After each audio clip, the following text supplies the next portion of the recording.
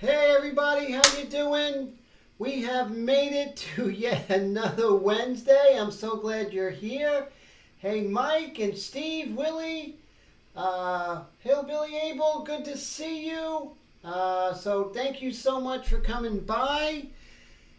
It has been a busy day, let me tell you. I hope you all having a very relaxing Wednesday. It wasn't so relaxing for me, but got a lot of things done. So I have, look at this though, guys. This is pretty funny. This has nothing to do with commercialism, but I just wanted to get into the holiday spirit or some sort of positivity. So today at the dollar store, I got this mug, and it has green tea with lemon in there. So we are finally here for part 5, which is, hey Brad, how's it going? Brad is busy. Oh, wow. Patrick, how you doing all the way from Montreal? Yes, always a good tip. That's true. And so your pizza is late. Oh, okay, cool. So I hope your pizza gets there. That's not cool. So here we are, part 5, and things are pretty much winding down with this painting, right? We went pretty far. I'm not sure if I'm going to put in a background or just leave it like this, but what we're going to do now is basically we're going to do the 2 airbrush method. I don't think we're going to do any more of the dark mixture. So we're going to do the light mixture and the medium mixture back and forth, trying to make her face more three-dimensional, trying to find the shapes on top of the shapes, so to speak. And so that's pretty cool. So let's see. So I have my 2. Let me see if I could. I have my 2 right here. Extreme Patriot. I have the Extreme Patriot Arrow and this Extreme Patriot 105. And you can see I've done quite a bit to these guys to really make them streamlined and do exactly what I want. And I'm a control freak, so I need it to be controlled. So that's basically my modus operandi or something like that. So let's see. We have dark mixture we're not going to use just yet. I have some light mixture in this little bottle here. I'm going to put that in the arrow, and I'm going to put the medium mixture inside the 105. So let's make this happen, my friends. And we're going to put the medium mixture in the 105.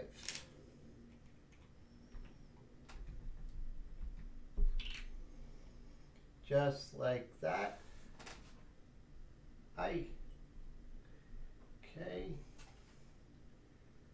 So what do you guys think of the latest video on our India ink safe for your airbrush? I'd love to hear your thoughts if you have seen it. Hey Chris, how you doing? Good to see ya. So I'm glad Willie is here. That's fantastic. James is here. That is great. Yes, the shapes definitely, and very cool. So as you can see, I have my spare right here.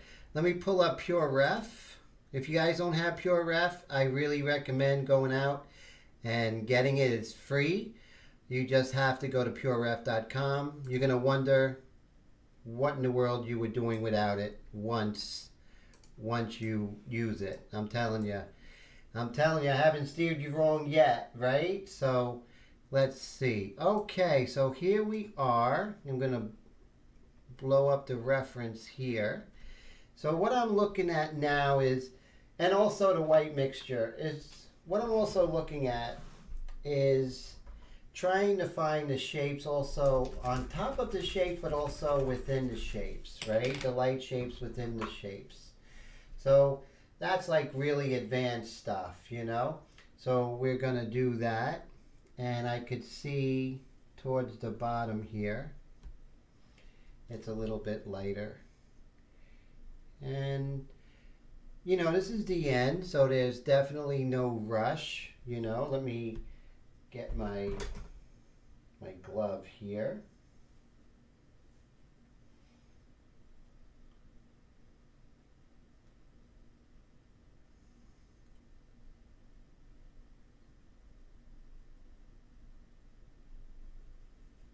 Very cool. Let's see. Like I said, here is really where you have to really, no more squinting the eyes. This is really looking hard at this point, okay? So squinting your eyes is for parts 1 through 6. Part 7 is really getting in there, you know? Oh, Brad says I don't know what busy is. Brad's very busy, that's true. He's a busy guy. And we're just going to pull this up. So right here we have, even though everything is light, but there are variations of the white pastel. So this is where the rubber meets the road. So you're just gonna very slowly, because what you want to do now is, you see the large shapes, and as the large shapes turn, that's all fine and dandy, but now you have to have those small shapes turn, and that's totally different. So Mike says that his Frankenstein almost complete, built it from the guts. Wow, that's fantastic. Love to see that when that's done. Patty, how you doing? Good to see you. Always glad you're here, Patty. So thank you for coming by. I appreciate it, and thank you for your comments on the videos. There you go. Now I'm going to come back. Now remember, with the pastel, you're able to tone that down with the kneaded eraser. And the thing is, I've been painting in pastel for many years, and I really neglect to say it because I don't want to date myself. I don't want to be old. So I'm not going to admit it freely how old I am. Let's see. We're just going to come down here and come over here. And now we can come in with our kneaded eraser. And the great thing is you can bend this at will, which is really cool. John, good to see you. How are you? And Chris said he's got his Trigger Happy airbrush grips today. One of them, one for the Iwata and one for the Extreme. Very cool. And how do you like the way they feel there, Chris?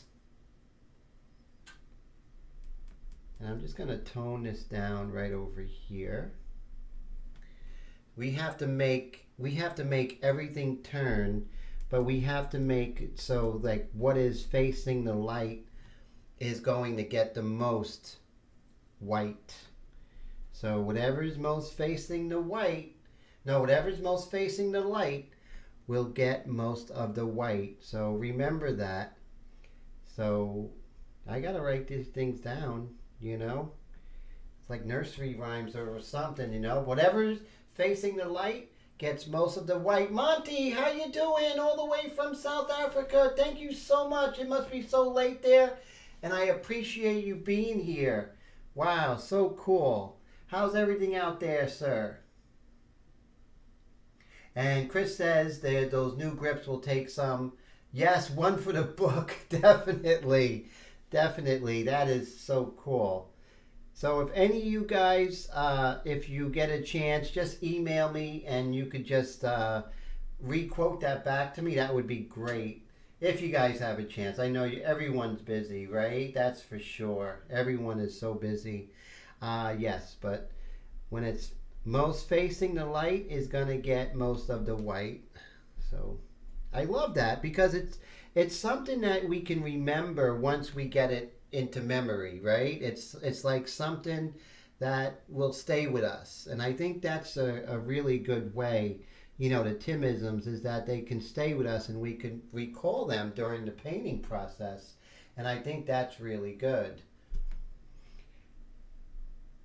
So today was a very, very busy day, you know, cleaning the house and food shopping and just a lot of stuff. Sending out some inks today, you know, and just getting things in order, you know. Seems like there's just not enough hours in a day. Oh man, Monty, 4:30, that is early. Thank you for being here, my friend. Todd, how's it going? Good to see you.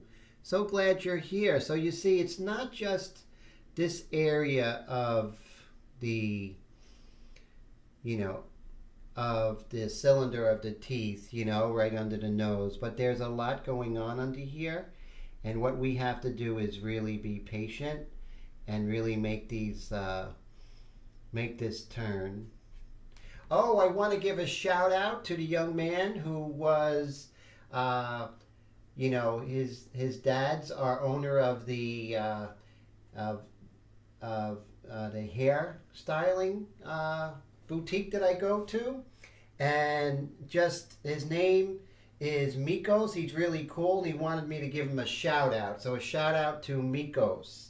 Very cool little guy and very smart. Just amazing. Oh wow, Chris made coquito. How cool is that? So Monty has a time machine, Willie says. And that's pretty cool. I wish I had a time machine. There we go. Just very lightly. We gotta make the variations, you know. We can't just have it just a flat tone of color. That's good in the beginning, right? But not at this point. At this point we really have to make things really undulate, you know, from like a wave. You know, we really have to make that happen. So you can see right here, the white kind of dissipates into the cheek there, just like that. And so we have to make that happen. And you can't be in a rush, right? You just have to take your time. Although you want to be in a rush, especially doing a live stream like this, it really, there's no place for rushing. There's no crying in baseball, and there's no rushing in painting.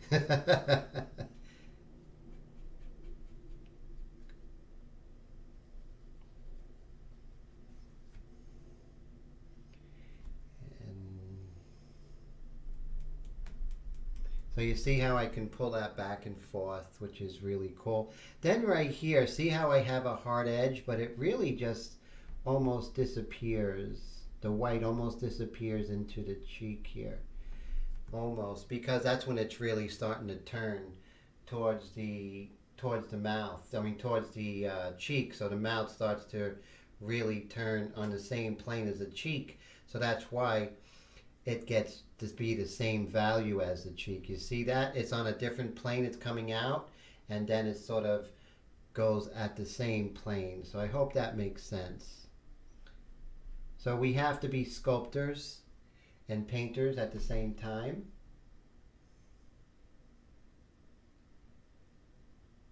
And Chris says, someone called Mike S. and wake him up.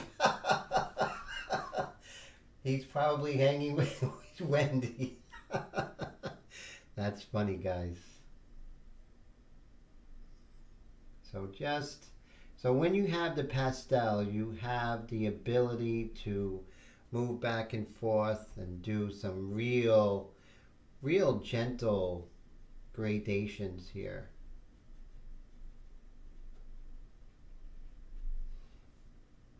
And you just get these real lovely forms here, just like that.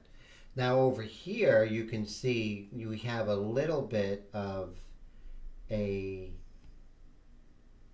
variation of shadow to light here, and then it sort of dissipates right into the cheek, but not this same value, because this value is going down, right? It's going away from the light, and this is at a plane that is staying flat. So it's going to have more light. And we're just going to sort of get that sort of light value here. Super soft, because this is it's super soft from this value to here, because because the gradation and the slope is so subtle and so slight that the gradation is really, really, really soft gradation.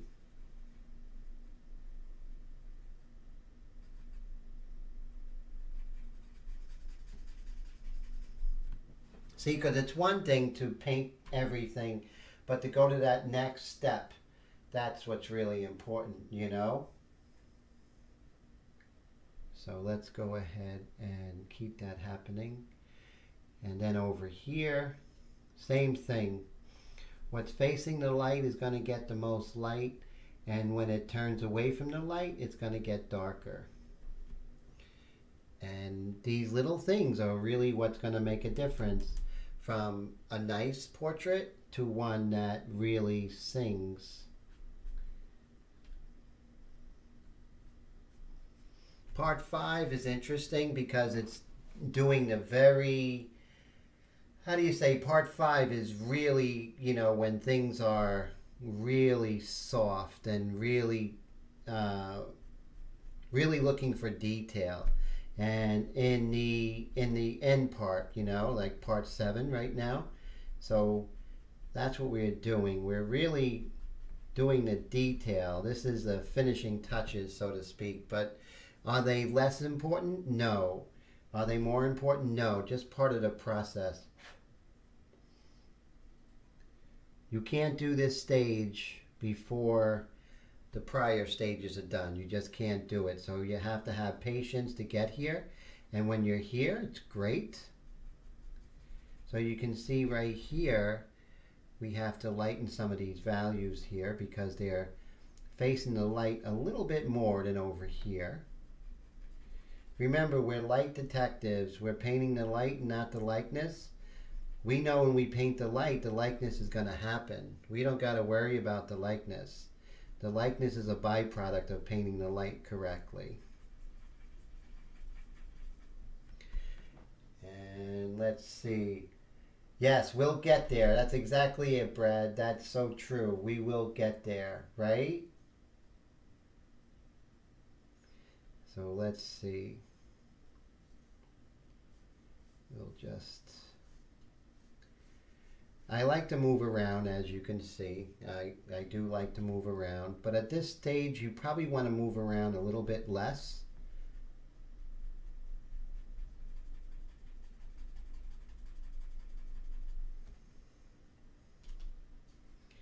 So Mikos is a young man. I think he is in 7th grade. Or yes, I think he's in 7th grade.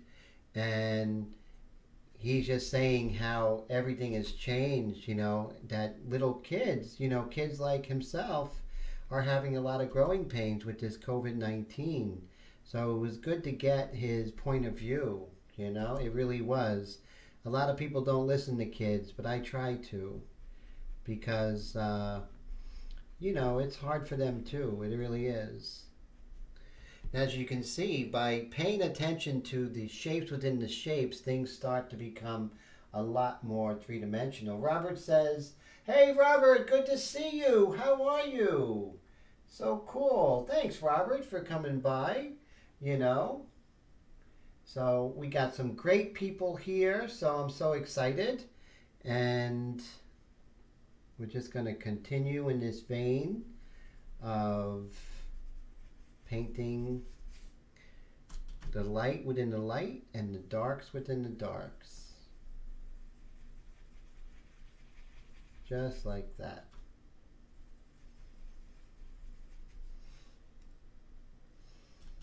Like I said, I'm not worried about likeness. Likeness is going to happen whether I like it or not. You know, it's going to happen because we're paying attention. And so when things get a little bit too crazy with the white, we can just tap with the kneaded eraser. When things get a little too crazy with the tone of the paper, we can come back in with the white pastel. So we're not just putting white pastel as an afterthought. White pastel is an integral part of this tapestry, and I want you to see that. It's not just like, okay, this is the finishing touches, now let's just put some white there. No, it's much more deeper than that. It's much more part of it, you know? Oh, wow. Thank you, Robert. I really appreciate that. Thank you so much. So, you know, the white, as you can see, is so important and something that, you know, is just an integral part of the whole process. Now, one of the things we have to worry about is putting the white over an area that already has a lot of ink on it. So we have to be wary of that, because I know Steve mentioned in his live stream as well that it does change. It has like a blue shift no matter what you do. It's just in every medium basically, unless you're working in like really big opaque colors like in oil painting or something, you're going to be dealing with it. So that's why we always have to be careful about it, right? So really really watch for that. So Bradley says he listens to kids on his school bus every morning. Yeah, that's true. That's true. So Bradley has a good way with kids, and that's cool. So it helps us to really stay young when we spend time with kids. I love teaching kids. I really do. I love teaching adults of all ages, and I love teaching kids.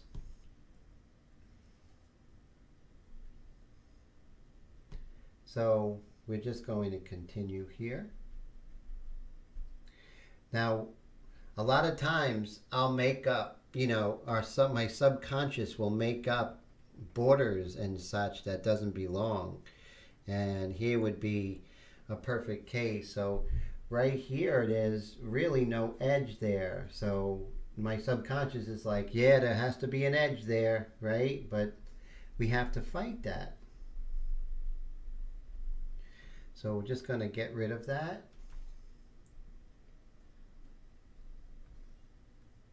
And we're going to work on the corner. Now, these stumps get pretty beat up after time. You see that? So I have others. They're really inexpensive. So go ahead and break out the big bucks and get a bunch of them. And let's see. We'll just go right here.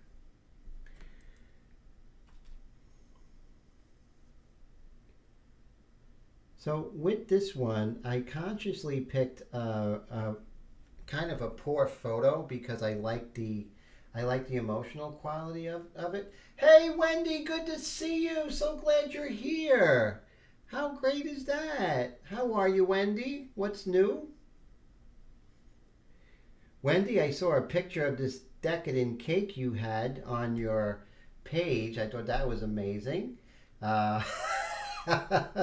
So what kind? It was some sort of Snickers or Milky Way cake. What was that? That was amazing. What was that, Wendy? What kind of cake was that? And so now we're going to go ahead and we're going to really refine these shapes, right? We have to. And so my my green tea was so hot that I thought it was going to burn through the cup. So hopefully right now it should be ready for consumption. I'm going to go take a sip in a second.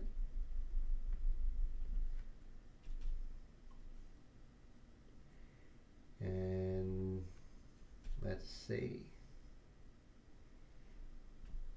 There we go. And like I said, even though it's a live stream, I'm going to paint as slow as if you guys weren't there. Because why paint differently, right? That wouldn't give you a good idea into my working methods. That's for sure. Oh, wait a second. I'm going to take a video of me doing a live stream. So let's see. So I have my camera over here behind us. And bam. So I'm just going to put this in my... So I'm going to put this video of me doing a video in live stream in my Airbrush diary tomorrow. So you guys are starring in it, which is pretty cool. So So like right now, I can, let's see.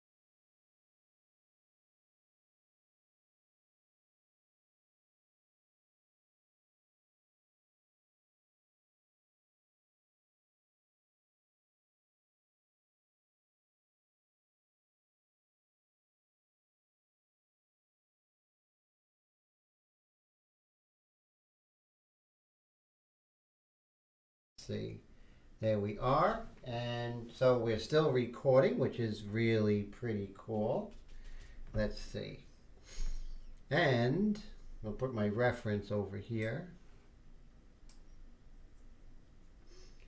So at this stage, you just want to take your time and you want to actually, you know, we're still doing a 1 second rule, but you almost want to like raise the bar on your observational powers. And one other thing that you can do is when you are doing, let's say, a light value here, you want to gauge it at this stage to other areas of your painting. So before we do that, let's go ahead and work on this other eye here. So remember, what we do on one eye, or how much attention we pay to one eye, we have to pay attention to the other eye. It's really crucial. Otherwise, you know, it's going to look like unfinished, right? So case in point, I'm going to go back, zoom out. So when I'm looking at these two eyes, I'm looking at this eye and the light in this eye, my reference, and the light here. And I see that for the most part, they are very similar. But some differences I see is that the iris on this eye is a little bit lighter.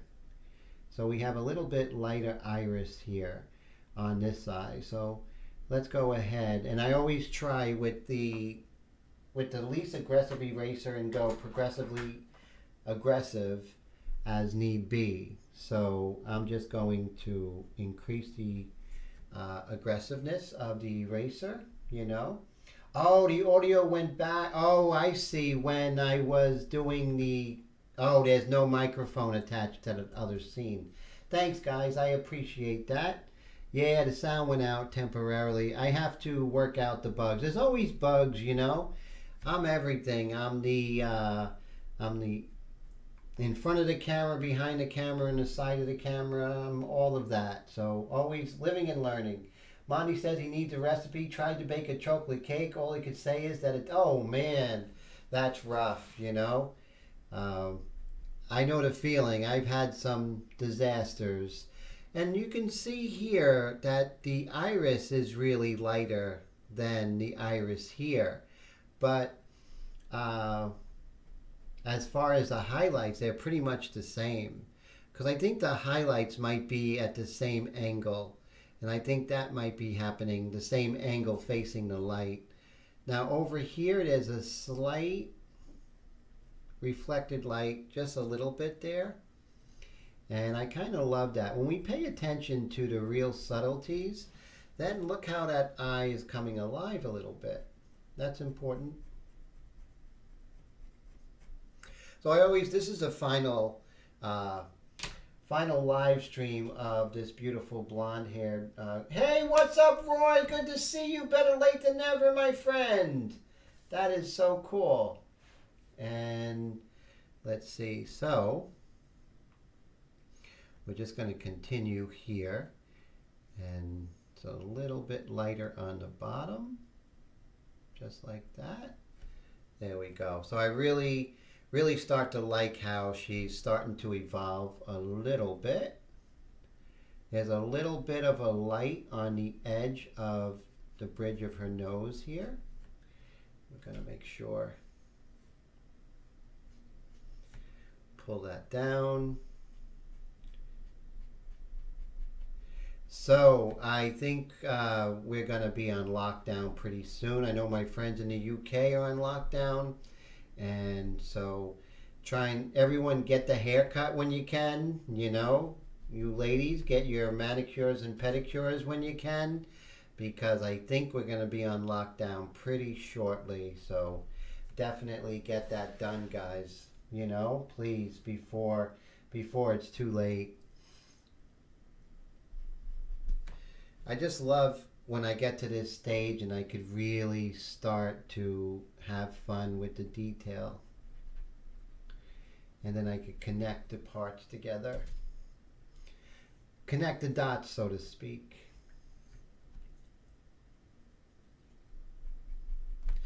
And we can always come back in with the kneaded eraser and pull back any shapes that we need to, which is really great. And always moving around, always moving around, you know. And, oh, that's right. So Wendy's a cosmetologist, so that's fantastic. That's beneficial. Okay, so the green tea with my Merry Everything cup. It's not lava anymore, so I'm able to give it a sip. Ah, that is so good. Except it went down the wrong pipe. It raises the, it actually raises your antioxidants and everything. It has antioxidants in it, raises your immunity. So I highly recommend it in this crazy time we live in. So I can see how this is a little bit harsh. So I can come in with the white pastel and almost dust over it. See that? And I could really dust that and just get it to the exact value I want. And it's values within the value, which is really pretty cool.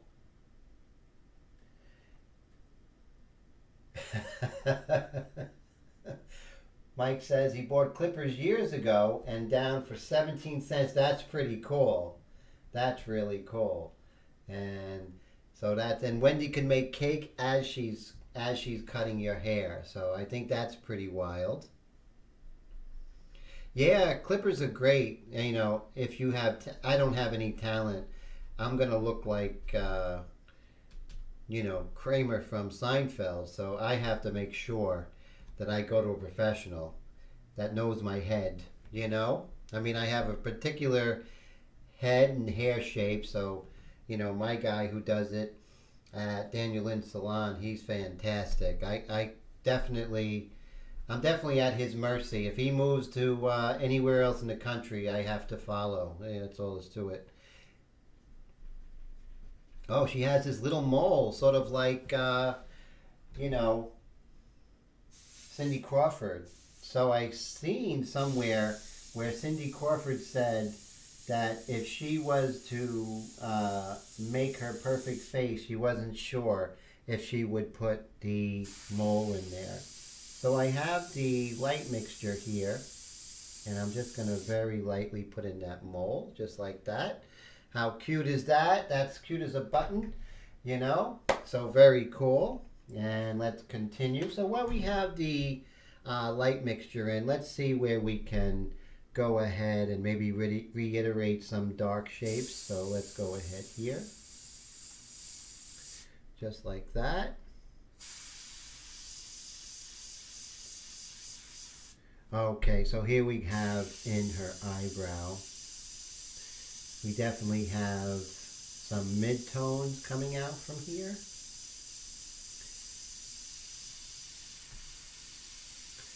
Right, and then we go to her other eyebrow. And you see how we can actually soften up this eyebrow. And how we're going to do that is just really go right at the edge, right? Everyone says I'm on the edge anyway, you know, so let's see. So we're going to go right at the edge. And we're going to really have our aim down because we want to soften this up.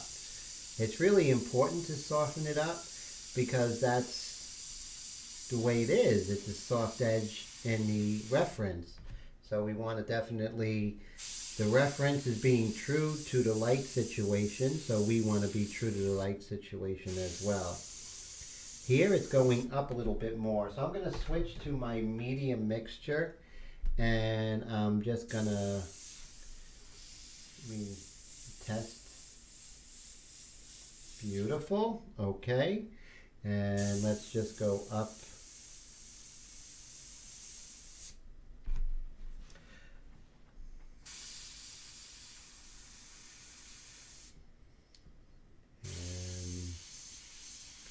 We were working on the hair quite extensively last week, so we'll continue that later.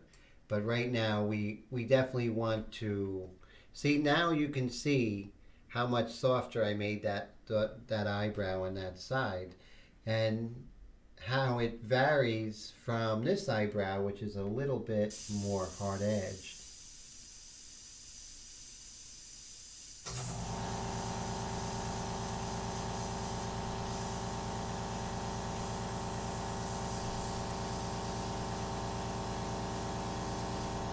Go.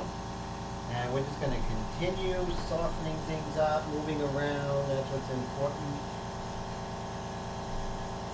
And even that mole, maybe, let me see, did I go a little too harsh with that mole? Maybe just a little bit. Maybe I made it a bit bigger than I should have. We'll just calm that down, calm down that mole.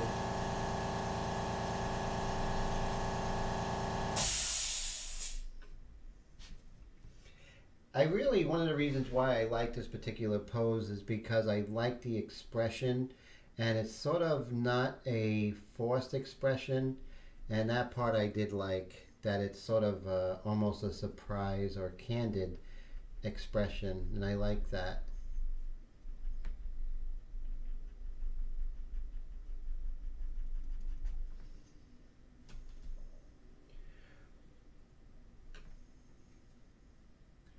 Oh, add hair to the cake. Oh my God, that doesn't sound too delicious. Hair cake. Sounds like something, you know, the surrealists and Salvador Dali would have.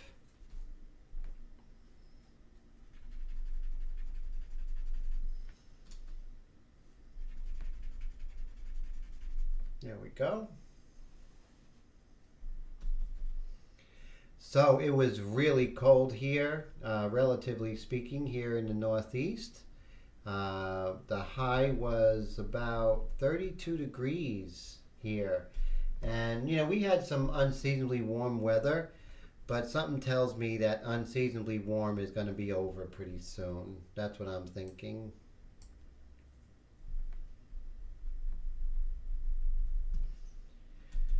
So this part of her chin is actually receiving a lot more light because it's coming out from her chin. It sort of comes out like this, so that's why you're going to see more light. And so the whole shape, right, is going to have more light right here. So that whole shape is going to have all this light. But within that shape, so as it's pointing out, what is most facing the light within that shape is going to get even more light. So you see how it's not good enough just at this point just to get that one value right, but you want to get the peaks and the valleys correct. See how the peaks and the valleys really makes a difference? It really does.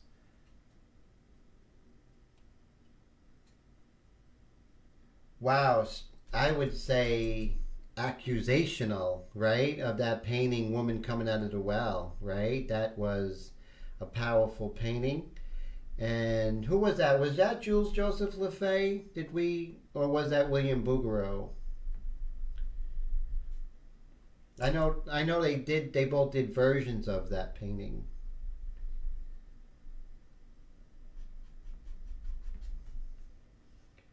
So, as you can see,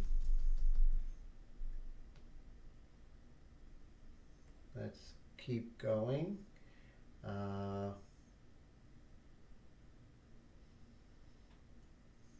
Yeah, it was a very I think it was literary, and it's from literature, a lot of 19th century European art, especially in the latter part of the 19th century, uh, a lot of illustrations of literature, famous literature of the time was very much in vogue, with the Victorian era. So that's when you see a lot of that stuff. So going back here, we're just going to look for what's most light facing. But we also want to make sure that we turn it, right? Because this is a soft turn. It's not a harsh turn. So when there's a soft turn, like I said, there's going to be a more of a gradation. When it's a harsher turn, it's going to be a much faster gradation, or a much faster light to dark. Notice the nose here, right? You see how it turns and then goes dark? And then notice the chin as it turns, it just gradually goes dark. This is round, this is not round. See that? So the light and dark will help to let you know exactly what is going on with the form.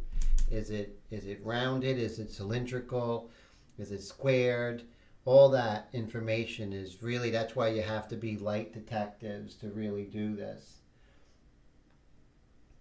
So Bouguereau, okay, so that's cool. William Bouguereau. William Bouguereau is a fascinating, amazing artist.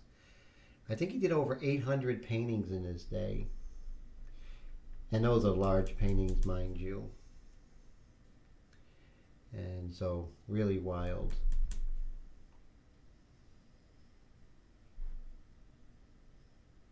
Oh, The Ring. I never saw that movie. It looked too scary for me, quite frankly.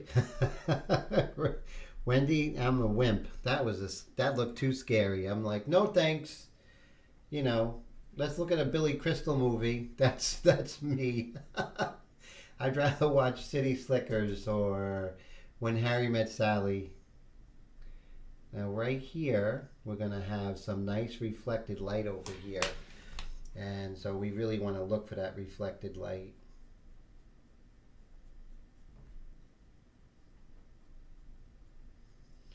Remember, it's not good enough to get the values and say, okay, I got the values, I can go on my merry way. Nope. You have to go deeper. And that's the thing. You have to go deeper. You can't just be happy with being happy. You have to say, okay, I accomplished this. Now it's time to accomplish something a little bit deeper. Like everyone knows, I've been painting in pastel for a long time, so I can manipulate that quite well.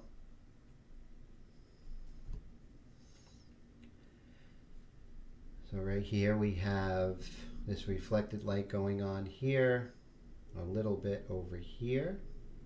Not as light as that, but still light. Same here. So you have these value shapes, and then you have to see how they border with the darker values, and that's really important, So always keep that in mind.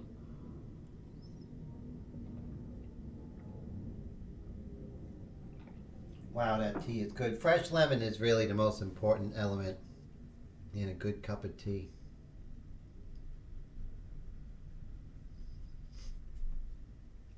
So next Wednesday, last Wednesday, guys, and this is totally understandable. So don't worry, you guys and girls have families. I think it was last Wednesday before Thanksgiving, there was like 2 people here. I'm gonna be here because that's just me, but don't worry if you guys can't make it next week. If you do, I'm gonna, welcome you with open arms. But last year it was like 1 person. Like I said, it's all good, I don't mind, because I want you to be with. Oh, you remember last year? Oh, how cool! There was only a few of us, Willie, right? It was. Oh, look at that. Brad's going to be here. That's cool. So thanks, guys. It'll be great to spend Thanksgiving Eve with you. Trust me, I am going to be very happy to see you. But if you have family engagements and stuff like that, that's cool too.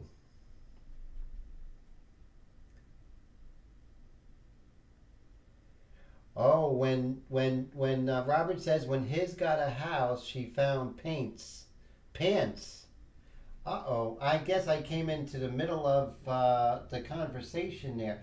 Am I? Yeah, next week is Thanksgiving, Wendy. So you better get that turkey ready. You know, Wendy's like, I gotta buy a turkey. I gotta get cranberry sauce. Gotta see what games on football. What football games on? You know. Oh, cool. Good to see you, Hillbilly. Yeah, so, just like me, I mean, I'm going to my mom's and my sister's on Thanksgiving, but Thanksgiving Eve it's just me and the cat. So, ah, thank you, Willie. I feel the same way. Willie says it's like his second family. That's one of the greatest compliments I could ever receive. Thank you, thank you. That is so cool. I feel that way. I don't want to ever let you down and not have these Wednesday nights. I look forward to myself. I think I would let myself down because I would not see you everybody.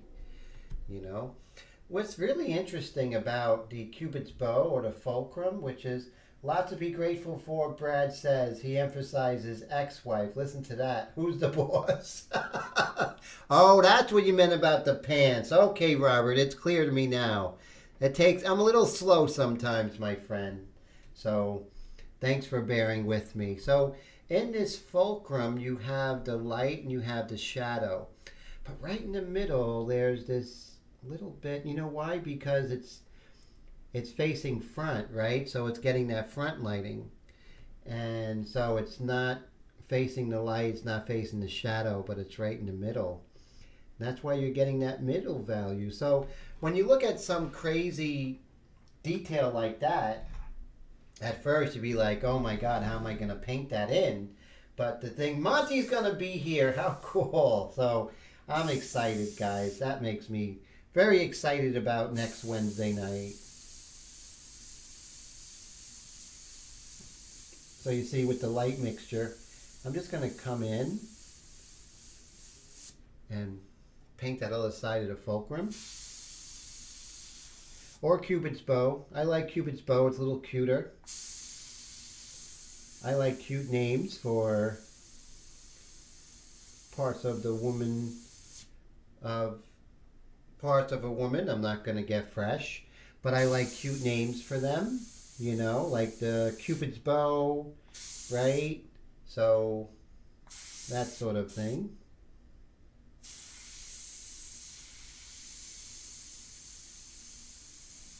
There we go.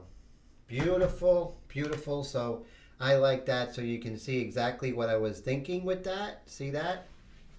And I think those little things, cranberry sauce comes from a can, and it always has the shape of a can, which is really fun. I know, I'm easily amused, but I can't tell you how many years, but I do like cranberry sauce on top of white meat turkey, and that is my favorite when I do it that way. There we go. So you see I have to do some of the reflected light that we're seeing here in the face. So we have to make sure that happens. Let's come in with the medium mixture. So you guys are liking the Airbrush diaries. How are you guys feeling about that? Any suggestions? Anything you would like to see? So you guys are on the ground floor. I was still recording. Like, how long are you going to record, Tim? So I was still recording the live stream from behind. But how you guys feeling about that? Anything you'd like to see, with the, any questions you have on airbrushing that you'd like me to touch on in the Airbrush diaries?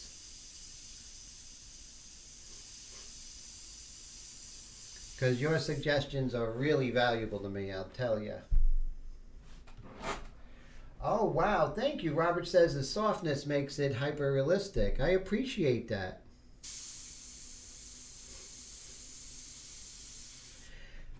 One of the abstract painters that I really like, his name is Mark Rothko. And although he's extremely abstract expressionist and our work is very, very different, I do love his soft edges. I do like how he paints the softness. And that's really important. And so we can be, as realistic painters, we can be inspired by all kinds of art and literature and everything like that.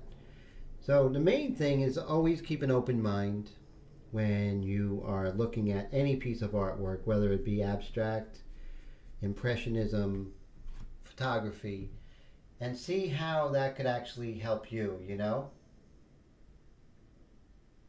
Oh, Willie wants me to do a video on what I do to the airbrush. Okay, sounds good. Sounds very good. So that would be a good video. Thank you, Willie. That's a very good suggestion. So I appreciate that. And so, see here, her tooth here comes out because I think her bottom jaw is just jutting out just a little bit. How cute is she? Very cute. See, these little things that we do are really going to make a big difference. Like I said, work on the light, not the likeness. Likeness will take care of itself. A lot of times students will say to me, Tim, I want to have a style. And that's almost like saying, Tim, I want to have, my own handwriting. And just like handwriting, your handwriting comes naturally by writing a lot. So the more you paint, the more your style's going to come out.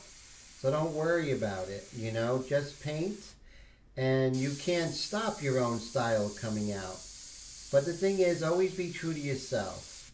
Now, what do I mean by being true to myself? Hey, Chris, thank you so much for hanging out. It's always a pleasure, my friend.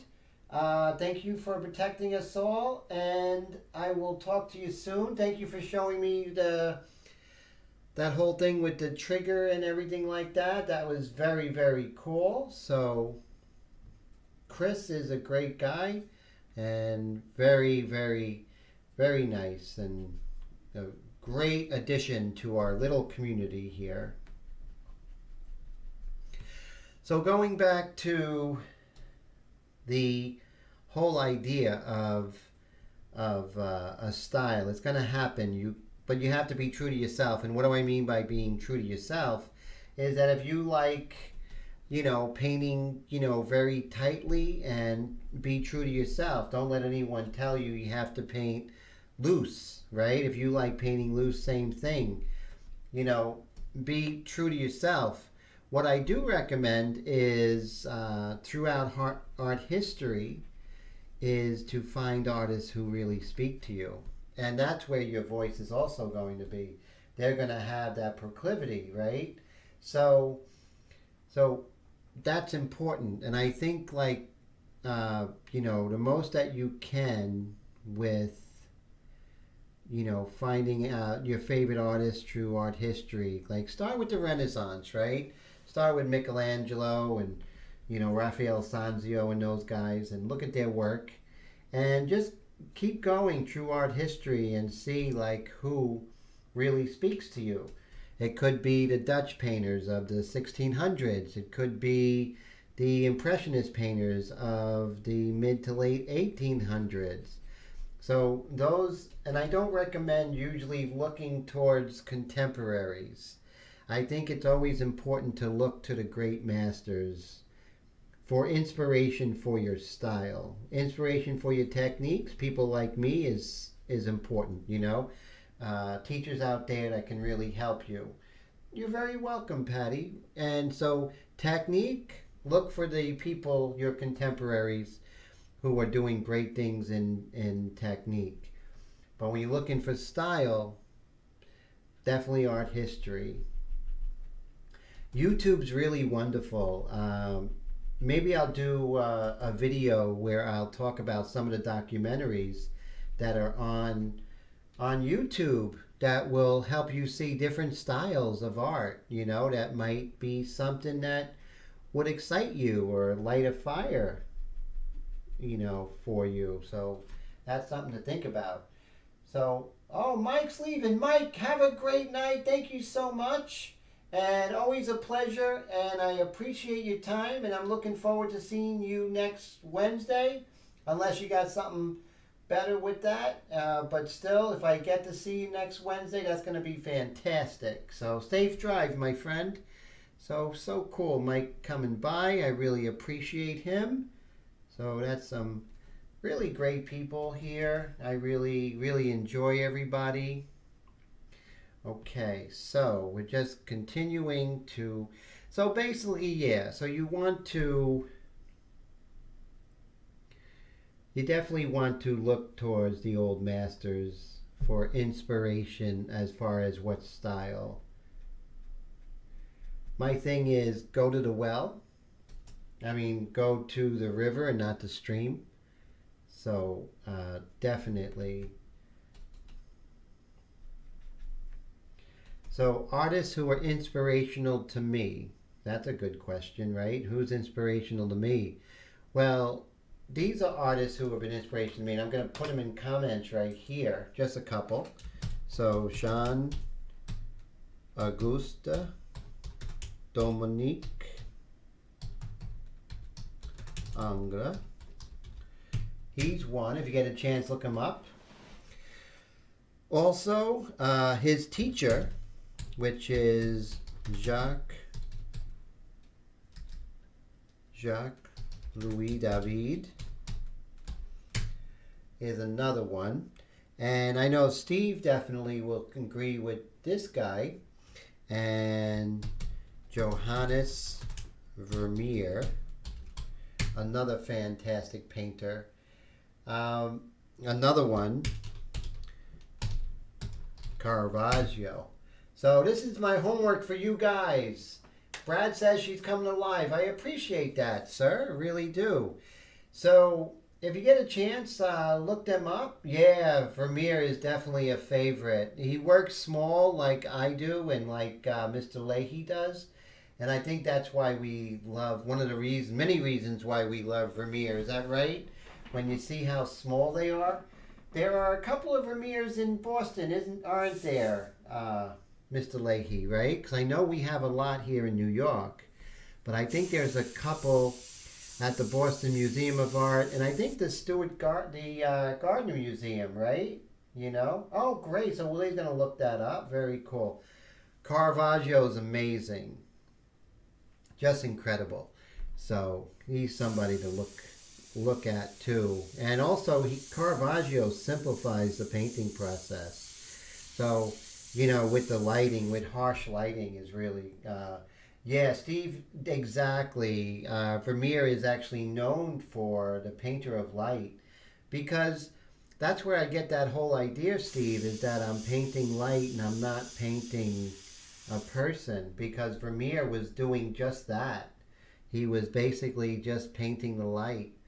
And I mean, it's such an abstract thought, right? Painting light and not actually painting a person. Now, of course, we are painting a person, and we do have an emotional response from it, and that comes out naturally. And to let that happen, of course, right? That's important. And very important. Now right here we have a little bit of light on her in the top of her teeth here, just like that. Maxfield Parrish does some incredible things with light, yes. And I definitely concur, Brad. Maxfield Parrish was a wonderful painter.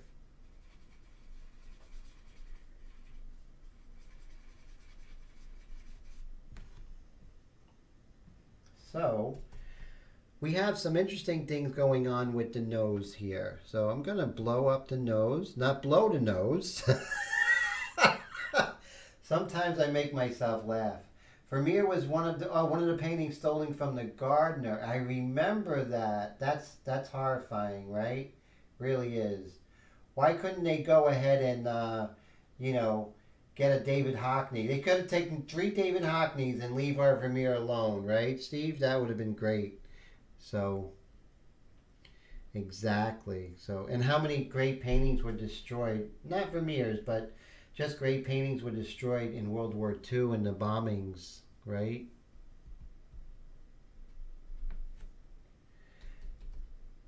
One of the things that was really that the French actually, when the Nazis were going into the city, the French just gave it to the Germans because they didn't want the beautiful city of France to get bombed. And what a great decision that was, right? Robert says, "Let me in." The alarm went off.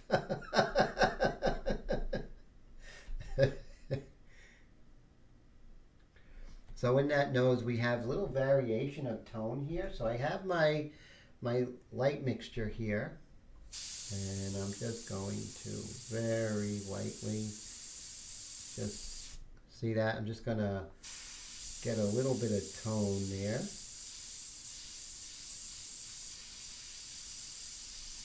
Right over here we have this dark coming down. 1 second rule, guys. That will always save us. The 1 second rule will save us. Well, save our painting, right, at any rate. And it's a little pointy here. I'm going to put that point there.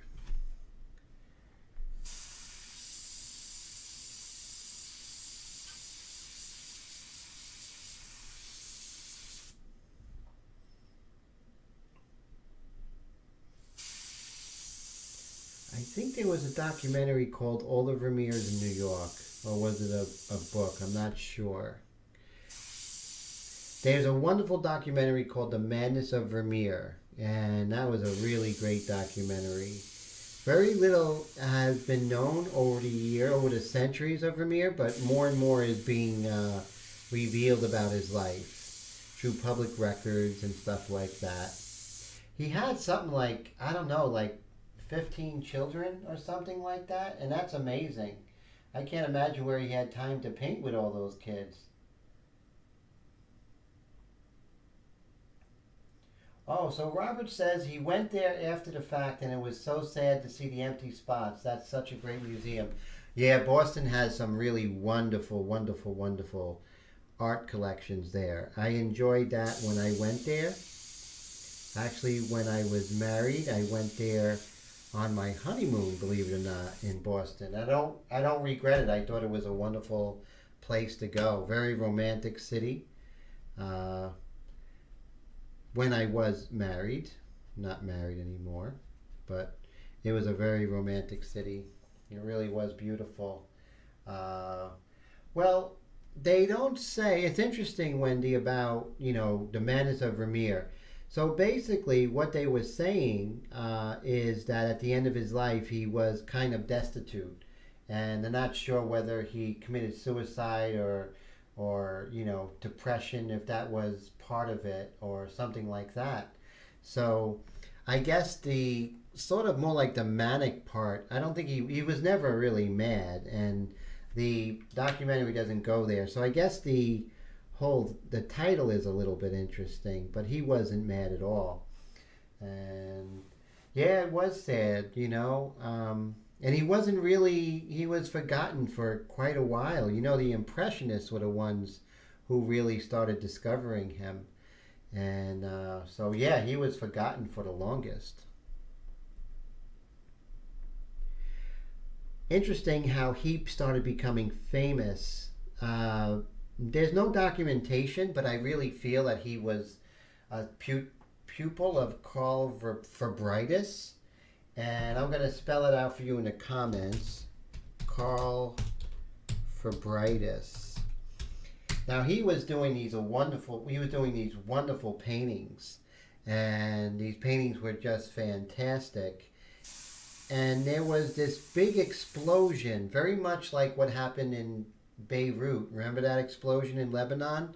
There was a weapons depot, and someone went in there with a lantern, and it just blew up and just destroyed like half the city.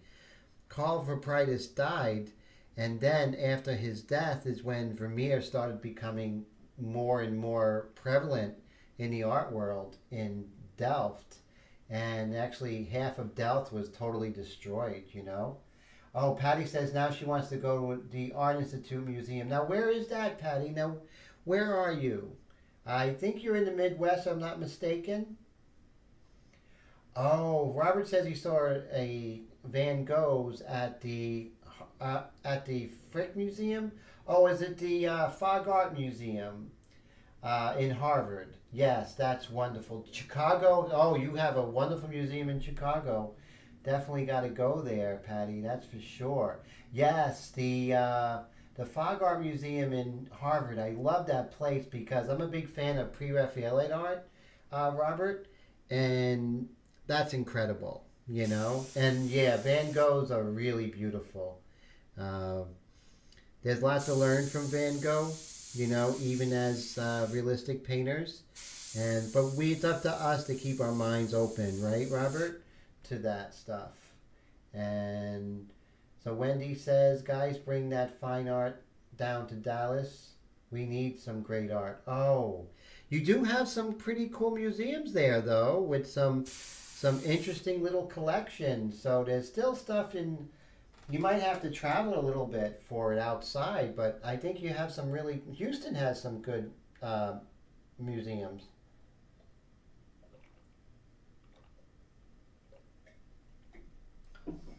So that's pretty cool.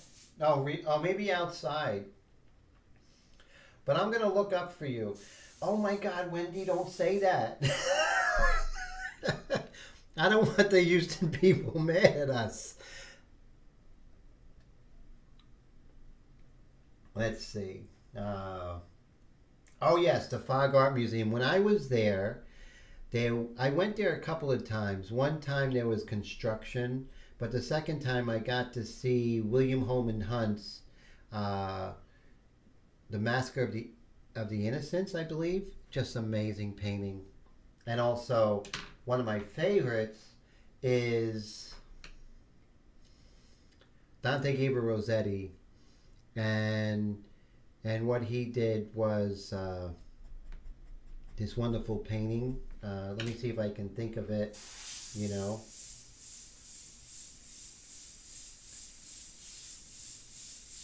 But just amazing, you know. A lot of Pre-Raphaelite work, so that's like really a pleasant surprise when I went there. And of course, that's in Cambridge, as you know, Robert. For those who don't know about Boston. So, Robert, are you from the Boston area? Is that how you know all this stuff?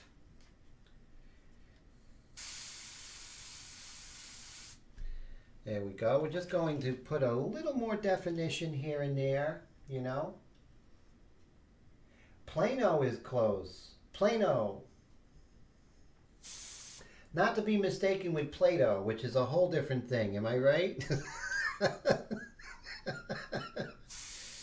I just had to say that. So we're going to come here and...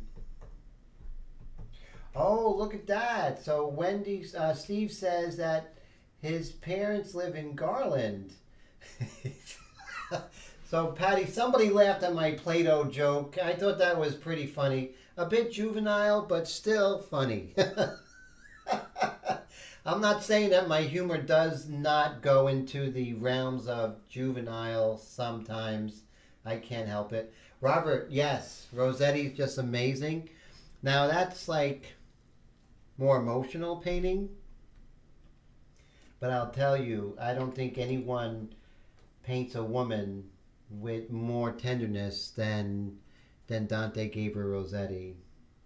His paintings of the women he was obsessed with, such as Elizabeth Siddell, which was his wife, Jane Morris, who was the wife of William Morris and Company. I mean, he really, like, every line was like making love to these women. So I'm going to write that down for you guys as well. I want you to look up Dante Gabriel Rossetti. English painter, right? But he's Italian. And just amazing, amazing family. Christina Rossetti was an amazing poet. And then William Rossetti was an art critic. And a very famous family, very artistic family. Rossetti actually was the first guy to actually translate Dante's Inferno in English. So when you read Dante's Inferno or La Vita Nuova, La Vita Nuova, I think it's called. If you read that as well, chances are it's a translation by Dante Gabriel Rossetti. He was a wonderful poet. Just a very turbulent life. Those guys had turbulent lives, you know? Oh, so Rossetti paints like an Italian? I could see that. Yeah, he's English, right? But he does paint like an Italian. Oh, Boston. So, Robert, you're from Boston. Oh, very cool. Beantown. Yeah, so I remember when I went down to Boston, and then we went to Salem, and that was wild. You know, we really enjoyed that. That was a lot of fun. That was just wild. Hey, Cairo, how you doing? Good to see ya. So I'm so glad you're here. So the best art is realistic. I can understand. I feel the same way. I always try to be open-minded and try and get some inspiration from all types of art. You know, I'm so glad you're here. Thank you so much for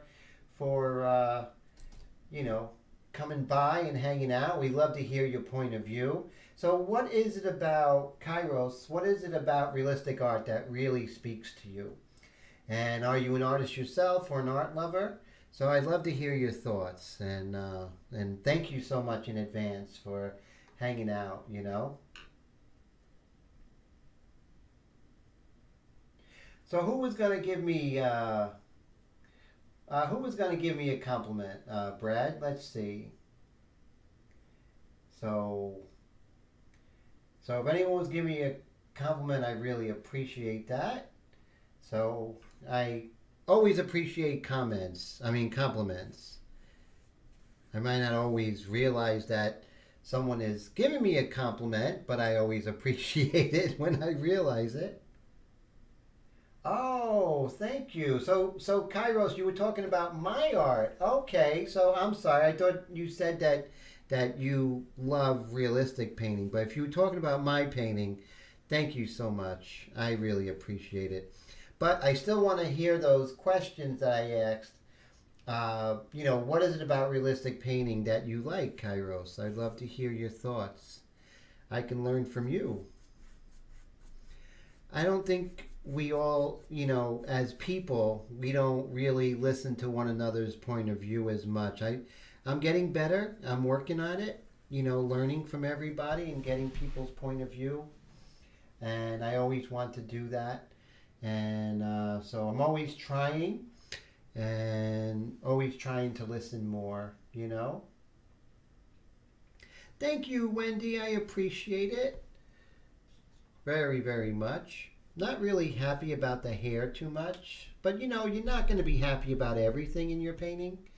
But so look at this now. Where are we? So it's like 10:45. So it looks like we did pass the halfway point. Hey, so we passed the halfway point. Thank you, Patrick. I appreciate that. And Wendy says she's happy with the hair. Thanks. I appreciate it. I appreciate it so much. You guys just don't know. Sometimes I come in with straight pastel, as you know, just to put in some little bit of accents here. Thanks, Patrick. So cool of you. And let's see. So I'm thinking, this is me thinking, before I go in, I'm going to kind of pull down some of that tone in her body. And we'll do that now. We got the light mixture here, and we're just going to come down. So as you can see, even at the end, you know, when I'm putting in detail, I'm still moving around a lot, which is very important. Making sure that I am not getting fixated in one area. And that's always wrong because you don't see the whole thing, you know. You don't see the forest, and that's important to see the forest and go back into the trees. See the forest, go back into the trees, go into the leaves, go back into the forest, that sort of thing is very important. Patty, thank you so much. Always a pleasure. I hope you have a great night, and I really appreciate it. And I will see you next Wednesday, but I'll see you around Facebook and all of that. So definitely. So what I was going to do is just bring down this tone here of her body here. Bring this down. And now what I was thinking of doing, now remember I never want to destroy my paper, right? That's one thing we don't want to do. We don't want to destroy the paper. So Robert says at some point you may have to put it away for a while to catch a new look at it. Definitely. That's always the best, right? To step away and come back and really see things for what they are and not get fixated at it. So true. And thanks for reminding me of that, Robert. That is always a good thing to have that. Now, what we're going to do is I'm not knowing if I'm going to actually put a value in the background. But let's see what we can do. So the first thing is I want to save my board. That's always the best thing, is to save my... So I'm like Mr. As you guys know, I'm turning over a new leaf, and I'm sort of like Mr. Tidy lately. Not the Tidy Bowl man, but Mr. Tidy. And that's something I'm working on as we speak, and it's not easy, you know. It's not easy being tidy, but it is a full-time job, and it's something that I'm always trying to live up to, right? And so I'm going to show you a quick technique here, and what I'm going to do. I may have to cut it, but that's okay because that's showing you how I cut it. So I'm going to take this gorgeous blonde over here and put her over here, because I am deciding to do the background. Okay. Now I'm going to take all my white and put it back. That's the thing, you know, with this whole tidiness, is I'm putting things back, you know, like a grown-up. So put all my erasers back for now. Come back to it when I need it. And this way I have a nice clean workspace to... And let's darken this. Okay, so now what I'm going to do, I'm going to change my glasses. This is the Top Secret detail glasses. So I'm just going to... Now someone told me, and they said that when you cut, always look a little bit ahead of the knife. And you know what? It really works if you look a little bit ahead of the knife, that your eye and mind sort of connect it. And I thought that was really wild. So I'm just going to come over here like this. I have this little 9x12 cutting mat, which is really good to have on your workspace. So when you do cut, you're not going to kill your table. So you always want to save the table. At least I do. You know, new tidy Tim is worried about all kinds of stuff I was never worried about in the past. Funny, right? Pretty funny. Just like this. Let's bring it up. Bam! Just like that. So we're halfway there. Thank you for tu paciencia in Espanol, for your patience.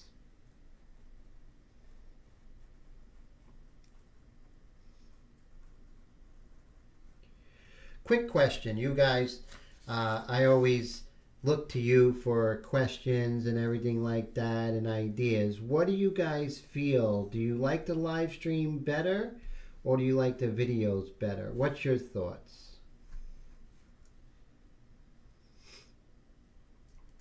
And so just like this, it comes down. Just like that. And we'll just pull this up like so. Okay. So there we go. And I think I did this correctly. If I didn't, yes, so this goes right over. So this is one thing that we can do is I like to cut big holes in here.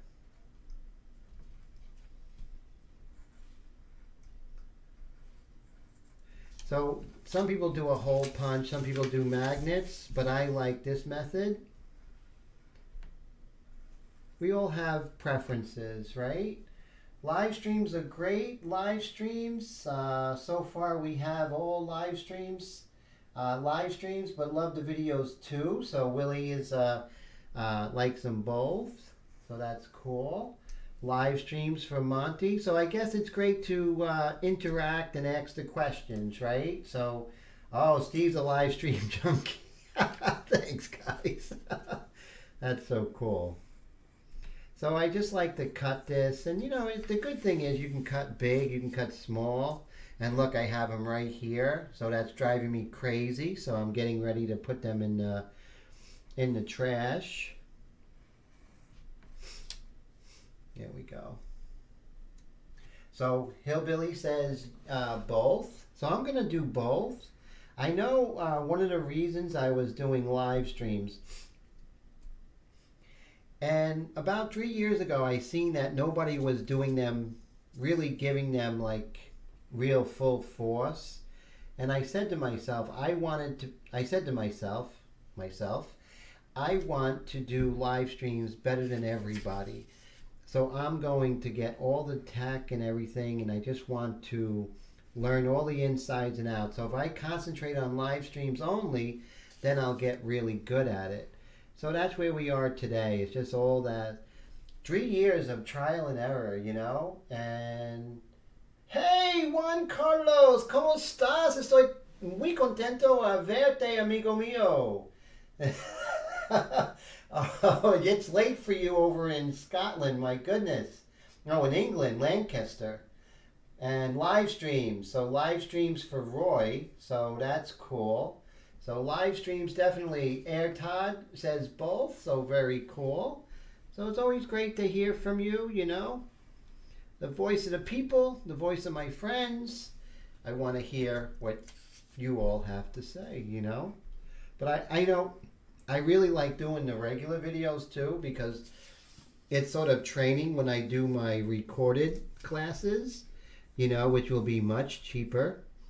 And you can just buy it, and you could freeze frame it. But what I want my classes to be, like, I'm still going to do the one-on-one classes and the mentorship program, but I want to offer an inexpensive class that you can actually do online, and you know, and have the video yourself, and you know, maybe even have a DVD. And you know, freeze frame and everything go back. So, but I want it to be the highest possible of all, the highest possible that I can of video quality. I want to raise the bar for myself, and then when you raise the bar for yourself, you inevitably raise the bar for everyone else, and that's what I want to do. And it's windy outside. Wow, be careful, my friend. Stay away from those windows, Juan Carlos. And Brad says the one-on-one classes trump everything. Thank you. I appreciate that. And Willie says that would be very helpful. Yes. And Willie, I want it to be like just the best quality, and I want it to be the best value, because that's what I want. I want it to be something that people will say, "Oh my God, I'm getting this for this price. This is crazy. Look at how great this looks." So that's one of the things that I want to do. So stay tuned. We're always going to be working on some new stuff. Oh, looking forward to those classes, because I will be able to keep going over it. Yes, thank you. And thank you for, showing your interest, guys. So I appreciate that. So as you can see, I'm just doing these little triangles, or what are they? Footballs? Eyeballs? I don't know. What are those shapes? Maybe eyeballs, right? So what I'm going to do with my OCD self is I'm going to take these immediately, and I'm going to make sure that they go right into the garbage. Not one goes on the floor, because I think I would lose my mind. I have to go get tape, so talk amongst yourselves. Coffee Talk with Paul Baldwin. I'll be right back.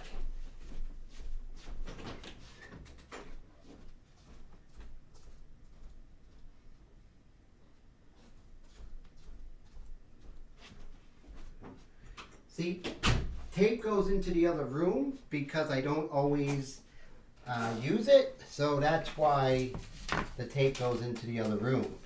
So now that I have this, I want it to stick onto my painting, right guys? So what I'm going to do is I'm just going to do this. And make sure when you do this on your own, you have low tack tape. It's so important. Thank you so much, Brad. I appreciate that. And I'm really looking forward to doing the videos. So I figure if I do the videos maybe 1 hour a day for the next month, I could have it ready. And that's what I'm thinking. And also have it ready so it could be like a package deal. You can get it by yourself. You can get it with supplies, that sort of thing. So that's exciting.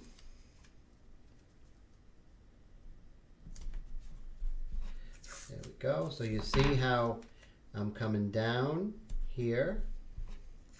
Now, whose live streams I really love. I don't know if you guys caught. Have you guys everyone seen Steve Leahy's live streams? They are ridiculously informative. Well, amazingly informative. It's ridiculous that, you get so much information from him, I mean, I learn from Steve Leahy's live stream all the time. I mean, every time I'm like taking mental notes, and the way he uses, oh my God, the way that he paints small is just so incredible. Just blows my mind. Airbrush, blow my mind. No pun intended. But he's at 6 o'clock Eastern Time on Mondays on Facebook. Just look under Steve Leahy and you'll see, and just wow. And he does all kinds of work. You guys who really love color, he does incredible color work with Createx. I seen him use the Steve Gibson line. That was very, very interesting. And also he does some real interesting framing. He actually frames with asphalt with some of the cityscapes that he does. And he takes the asphalt from those cityscapes and incorporates it into the artwork, into the framing, which is really wild. And yeah, so definitely if you're going to blow your mind with airbrush, make sure you set the pressure low. Exactly. But yeah, definitely big fan of his stuff. And hopefully Steve Leahy has a YouTube channel. So look up Steve Leahy under YouTube and see if you could find him. He has some incredible speed paintings there. So I'm going to ask you in public, because I'm going to, of course, put you on the spot there, Mr. Leahy. But I was wondering if you ever wanted to do a collaboration one day. Wouldn't that be cool? But I'm going to put you on the spot and ask you right now. Would you be interested in a collaboration, sir? Yes, the A10 Warthog was incredible. So let's see. Like, and this way we can get, you know, your people and my people together and actually grow the channels. So that would be really wild. So that's something. So Steve Leahy, Timothy John Luke Smith extravaganza. So we'll see. Stay tuned for that one. Let's see. So again, I don't want to destroy my paper. So go over Tim's house. That's funny. Oh yes, definitely. We'll definitely put it on YouTube. And I was thinking of doing a YouTube collaboration. So that would be wild. So what I'm going to do is I'm going to start. Now, I'm going to be looking at the reference, and I can see that it's definitely light on the ends, right? And light at the bottom. So I'm actually going to probably want to be a little darker on the bottom here. So I'm going to work from the bottom up, like so.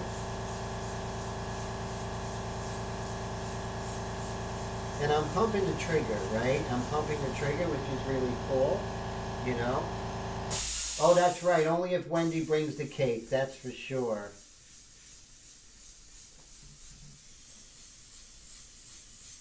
And so what I want to do with this is I want to basically have it darker on the bottom and go lighter as we go up. But also I want it darker towards her hair. So you'll see what I mean. I don't want to oversaturate the paper, although it's 184 pound paper. Still, I don't want to oversaturate it. So I'm not going to go over it too much. So then I'm going to let that dry, and we're going to come over with the medium mixture that we have. I'm going to blow some air on there real quick. Now, there's going to be some work to do after we do this, but I'm just establishing the dark. I'm probably going to have to reload some medium mixture in here. Now, I don't want to go dark mixture because I don't want it to be too dark. I want it to be on the light side, you know?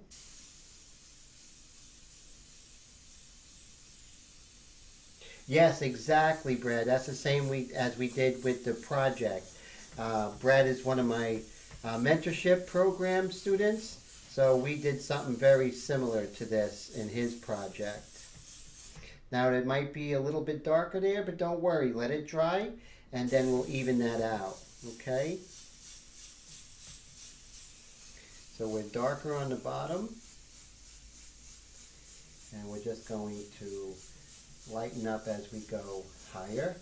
I'm going to have to clean my table, of course, because there's going to be some overspray afterwards. And if you see anything spotty, just paint around it until it evens out, but make sure it dries before you put the next coat in, you know? So that's very important. Okay, a little more of the medium mixture. That's what I love about these India inks, you know, how fast you can go, bam. That's a little bit more. So fast. Put that there. Put the top. I love this 105 because the Extreme Patriot 105 because it has a bigger cup. So I could put a little more ink in there. So, you know, you want to have different airbrushes that do different things. I have this one, the Vega. That's my background airbrush when I'm doing the white and stuff like that and doing like large areas of background, especially with the white because it has a 0.5 needle and nozzle combination. I love the Vega. It's not a detailed airbrush, so it's not your all-purpose airbrush, but I just love the atomization of it. It really feels well when working with the whites, you know? Oh, thanks. I appreciate that, Brad. So we're just going to come up here. And we are going to have some work to do when we lift this up, but you know what? Who's afraid of work? Me. No, I'm only kidding. We're not afraid of work. Okay, so we're going to lift up the paper. But before we do that, let's dry it off a little bit, shall we? So Wendy says someone wanted to buy all the fragrances. I'm almost giving them away. I don't know what he expected. Oh, okay. So they wanted like even less? Yeah, that's the thing. Some people don't know the value of what we're selling, Wendy. That happens. So it is frustrating at times. Capitalism at its finest, right? And I'm just gonna. So you see, now is the moment of truth. Dun dun dun dun dun dun. Let's see. Not bad, partners. Not bad, right? I don't think it's too bad. So that's pretty good. You know, I think it gives a little life to her, and we can definitely come in with the medium mixture and maybe put in some of these darks. So let's make that happen. We'll use our other glasses. So many glasses. Okay.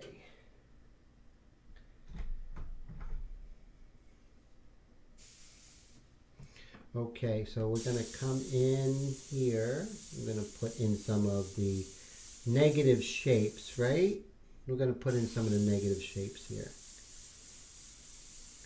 But never be afraid to make changes if it's going to make your painting better. You know, thank you, Willie. I appreciate that. Hey, Mike S., how you doing? Good to see ya. Chris McMahon, how are you? Thank you, my friend. So glad you guys can make it. Thank you, Monty. Oh, wow. So thank you so much, Mr. Juan Carlos. I appreciate that. That's so nice of you guys. So, yeah, you're kind of nervous when you make that, but sometimes you got to just be bold, right, to bring that work to the next level. So you see, right now my job is to get some of these negative shapes in here, right? So some negative shapes. Right, we'll put some positive shapes in here. Razor blade gets put away. Be gone with you, razor blade. Until next time. There we go. All right. So, I think this is a job for Fons and Porter. So let's take out Fons and Porter. And if you haven't heard of Fons and Porter, I sell Mr. Fons and Porter on my website, paintandglyphs.com, just like all the other products that I work with here. So that's something to definitely look into if you haven't already. So let's just put in some negative shapes here, just like that, and just pull that up. There we go. And so now we need to continue with some of these negative shapes, just so it looks like her hair is, you know, in that environment, right? It's very important.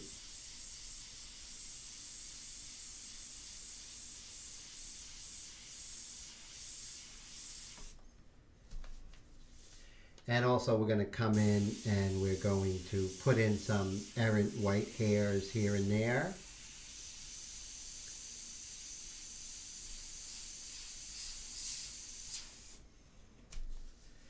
Just like that.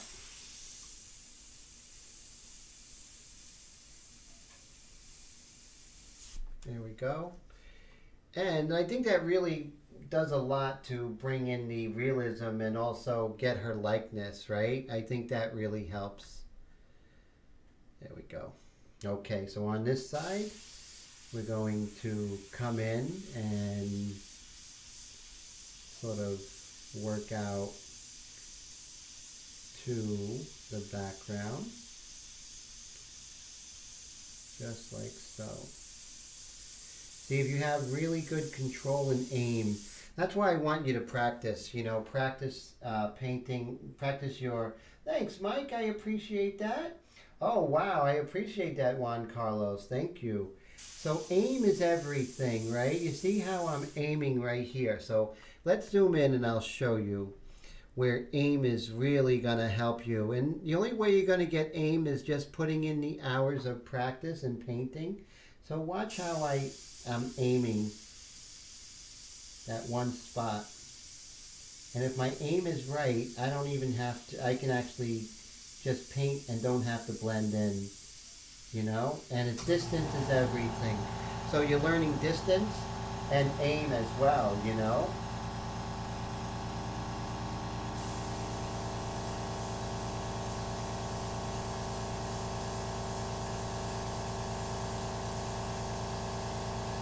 So remember, the further away you are from the painting surface, the more of a gradation there's going to be. Okay? So always remember that. So,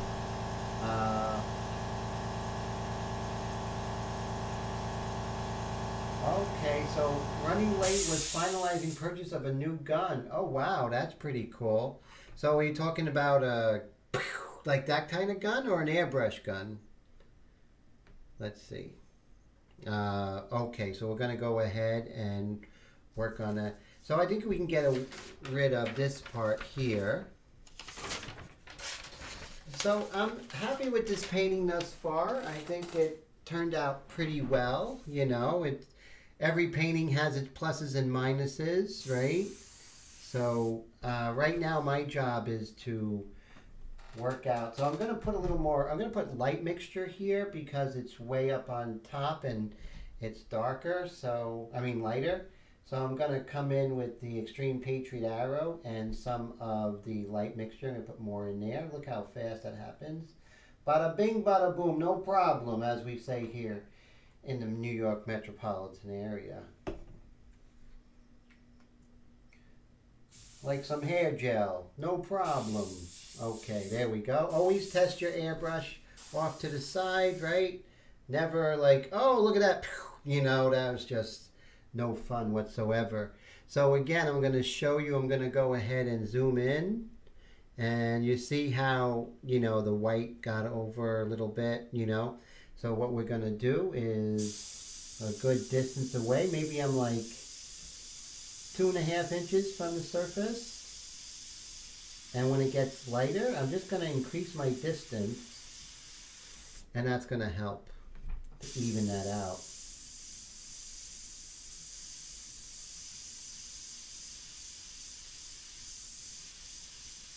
There you go. And you can see how that evens out. Increase your distance to increase the gradation. Decrease your distance to increase decrease your distance to increase the detail, and also harden the edges. So airbrushing is really about knowing your airbrush, but knowing the physics of airbrush, right? What it does, why it does, and all that stuff, you know. 22 Magnum, oh my God, okay, those are, wow, bang bang gun, oh, that's true, you know. So that's beyond my realm of expertise, but very cool.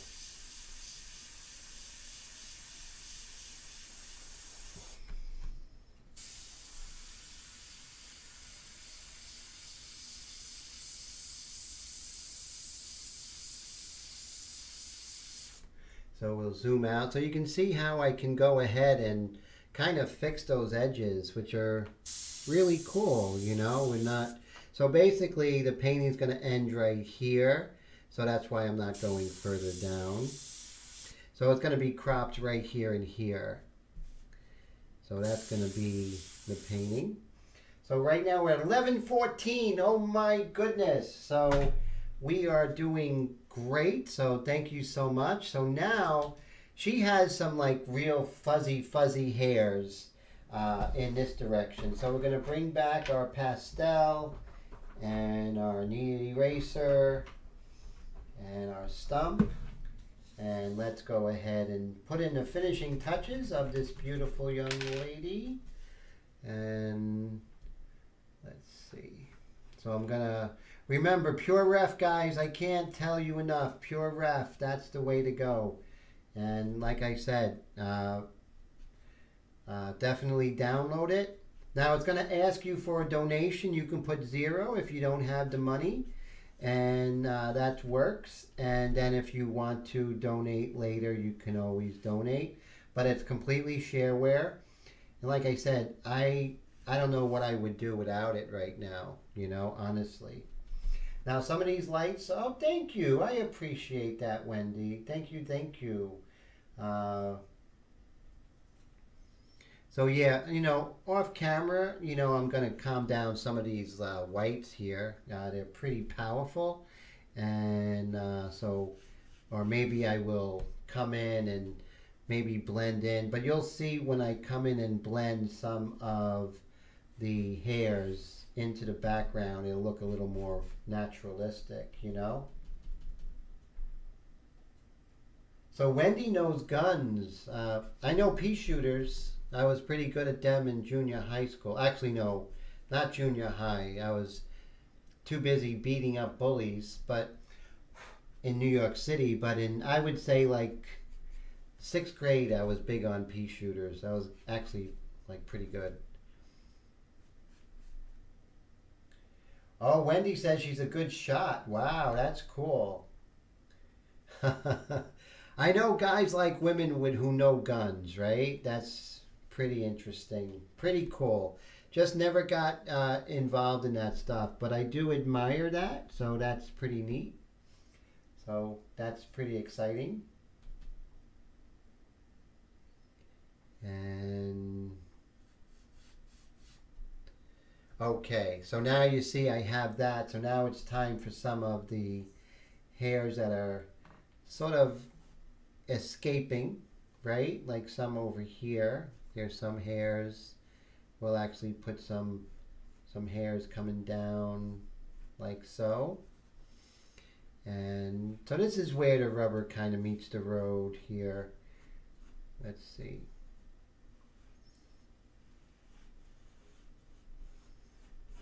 You don't got to get too crazy with this, but you just want to make the hairs kind of believable. You want to, remember, hair, you want to make sure that it's not tubes. Hair travels in irregular shapes, not by itself, and it sort of picks up some other hairs and then leaves some hairs in its wake, that sort of thing. So that's why we're going to sort of move around here and make sure that the hairs are irregular. Sometimes they're fat and then they get thin, they disappear and reappear, so to speak, right? And so this is like the final touches. We are at 11:18, so that's pretty wild. Wendy says she can hit anything running. Wow, holy cow.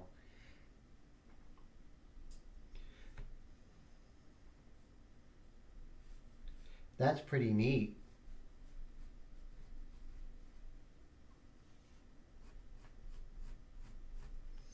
So Fons Importer is really important. It's really a great tool when doing hair, especially blonde hair. So if you're interested, go to www.paintedglyphs.com, and there you could see where you can purchase all the items that I have here. All the India inks, the Fons Importer, the white pastel, all of that. Even the paper you can purchase from me, which is really wild.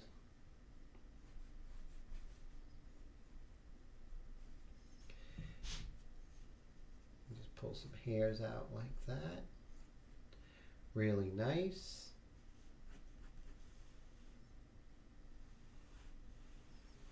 I kind of like the finishing touches because it really makes you really sort of cut to the chase, right? You can really get in there, and you know, this is when you got to make those decisions fast, right? So there's no thinking at this point. It's just really getting involved and getting in there.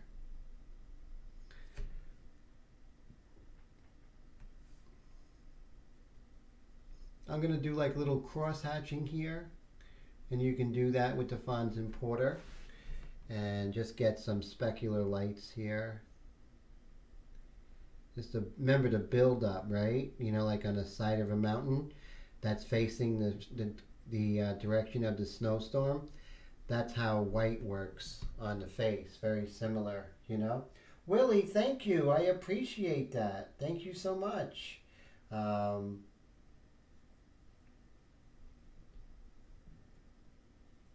so and that's basically, you know, what we want to do is we want to really make those fast decisions now, because now it's the end of the painting. And I appreciate you guys being with me through steps 1 to 7, right? I mean, we really went through the gamut with her. She Some paintings go easy, and I think we did good with this one. Every painting has its challenges, you know, and so but I definitely enjoyed painting her.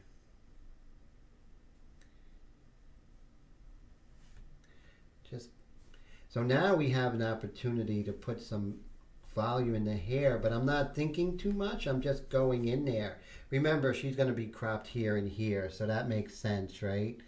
Uh, so that's one of the things when I actually started painting her, I didn't want to make her fit the paper. I just wanted to go ahead and just paint her and not have to worry about missing anything. So that's why I painted her smaller than the size of the painting, you know?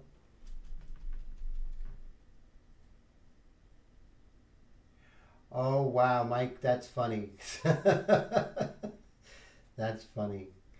Uh, but it's hard for me to find an ugly girl. I think girls are all beautiful, and that's that's a good thing or a bad thing. I'm not sure. Um, so Robert says Mike S got a deal on some badges on eBay, having some tuning troubles.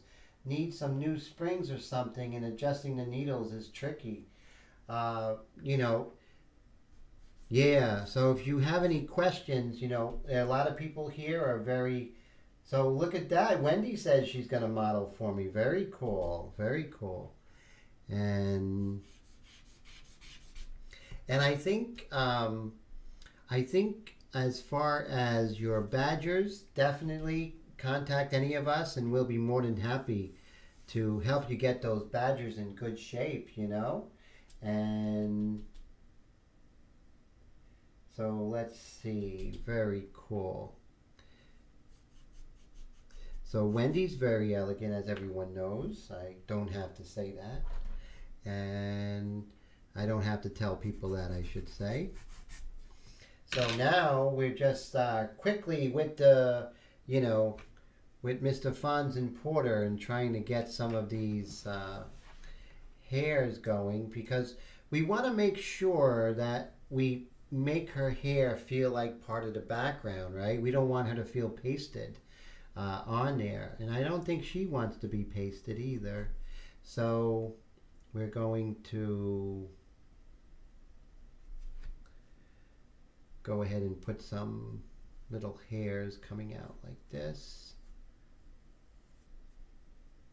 So you see, you can do so when you do hairs, what's really cool is you can have it sort of come here, disappear, and then reconnect like that. You see how that is? And that makes it just look so much more realistic. Same thing here. Now we still have some pencil lines. You can just take the Fonz and Porter and go right over that pencil line, which is really cool. And so yeah, I mean, I think in retrospect, I think we did really good job today, guys. Thank you for hanging with me and having patience with this one, with this particular. So who's uh let's see.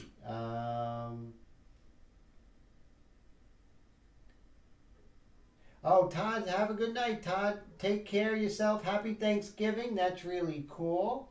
So that's fantastic.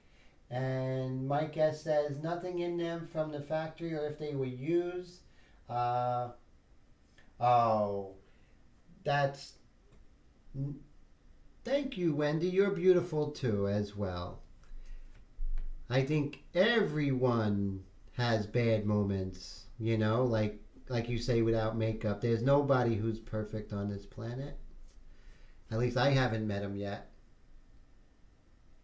Oh, have a great night, Brad. Thank you so much for hanging out with me. I really appreciate that.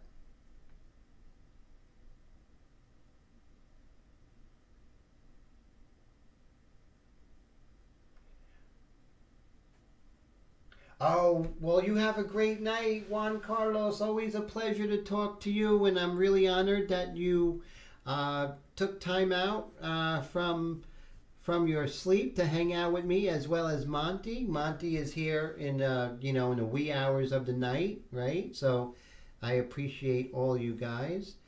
Some real soft hairs here. Just now, here's a cool opportunity. We could use aggressive, or we can use this chisel one. So this is really cool, and I could go ahead and just do like a hair coming down like that. See that? Well, it's kind of hard to see, I guess. Let's see, just like that. And just do some like weird hairs, do the 1 second rule and see if you can find them and then put them in. You can also use the aggressive eraser to put them in here and there. And like you said, like I say, you can always continue playing around with this, Bring some of the darks within the lights here of the hair. And thanks, my guest. I really appreciate it. So I thank you. So that's so cool. And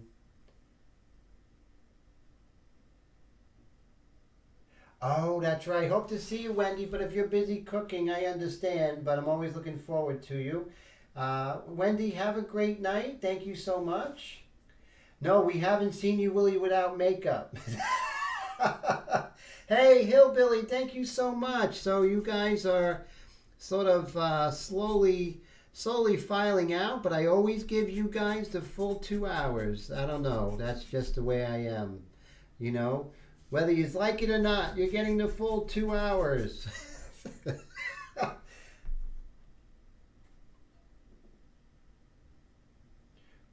Make sure you thin paint. Oh, okay. Very cool. Willie, have a great night. So cool to see you.